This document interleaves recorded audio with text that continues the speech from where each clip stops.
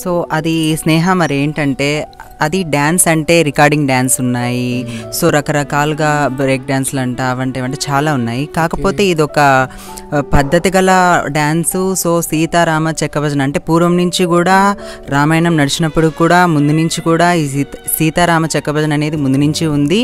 So దాంట్లో ఒక డాన్సర్గా ఉంటే ఎంటర్టైన్మెంట్గా ఉంటుందనేసి ఈ సీతారామ చెక్కభజనలో ఒక డాన్సర్గా ఎన్నుకున్నారు. సో నేను దాంట్లో వచ్చేసి చిన్నపిల్లలకి నేర్పించడం, సెకండ్ వచ్చేసి నేనే భక్తి పాటలు పాడడం ఇవన్నీ కూడా చేస్తూ ఉంటాము.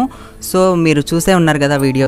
అంటే ఎట్లా అంటే నువ్వు అంటే మీరు గజ్జలు కట్టుకొని పైన ఇట్లా పట్టుకొని ఒకటి పెట్టుకొని డ్యాన్స్ వేయడము, అంటే మీ గ్రూప్ అంతా కూడా ఒకే విధంగా డ్యాన్స్ చేయడము, దానికి జనాలంతా కూడా మంచి రిసీవింగ్ ఇవ్వడము. అంటే దీనికి ఒక అంటే దీనికి ఒక ఏంటి ఏ దానికి వేస్తారు ఇది?